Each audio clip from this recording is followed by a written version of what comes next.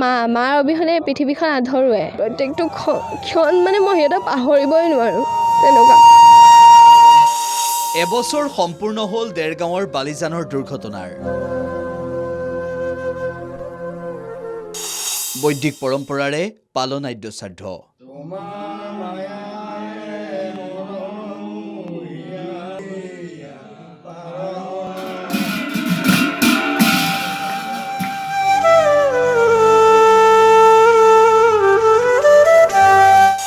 তিনি জানুৱাৰী 2024।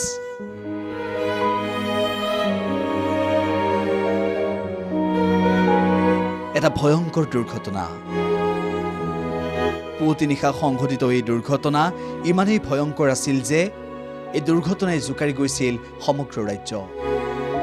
12জন লোকৰ মৃত্যু হৈছিল এই দুৰ্ঘটনাত। গুৰুতৰভাৱে আঘাতপ্ৰাপ্ত হৈছিল 25জন লোক। কোনোৱে হেৰুৱাইছিল মাতৃক, কোনোৱে হেৰুৱাইছিল পিতৃ মাতৃ দুয়োকে, কোনোৱে নিজৰ সন্তান হেৰুৱাইছিল, আন কোনোৱে হেৰুৱাইছিল ককাই ভাইক।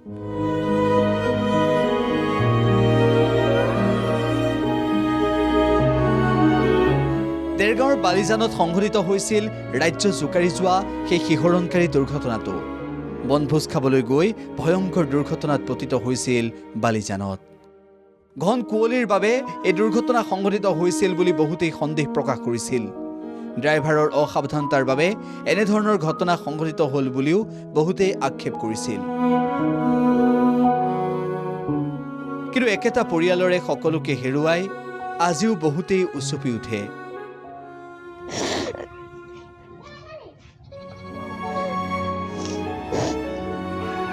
মাতৃৰ কথা মনত পেলাই উচপি উঠিল এগৰাকী কন্যা। মাৰ অবিহনে পৃথিৱীখন আধৰুৱে আৰু তেওঁৰ মানে যোনটো স্থান, সেই স্থানটো কোনেও পূৰাবই নোৱাৰে। ভণ্টিটো মানে সিহঁতৰ বহুত বেছি মনত পৰে মোৰ আজিকালি। প্ৰত্যেকটো ক্ষণ মানে মই সিহঁতক পাহৰিবই নোৱাৰোঁ তেনেকুৱা। 2024 চনৰ এই 3 জানুৱাৰীৰ দিনটো কোনেও পাহৰিব নোৱাৰে। গোলাঘাট তথা দেৰগাঁৱৰ ৰাইজৰ মনত থাকি যাব এই ভয়ংকৰ দুৰ্ঘটনাৰ কথা।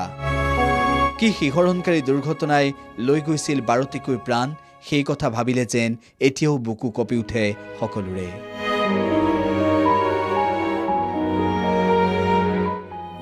গোলাঘাটৰ পৰা Mridul Goswami, the news plus.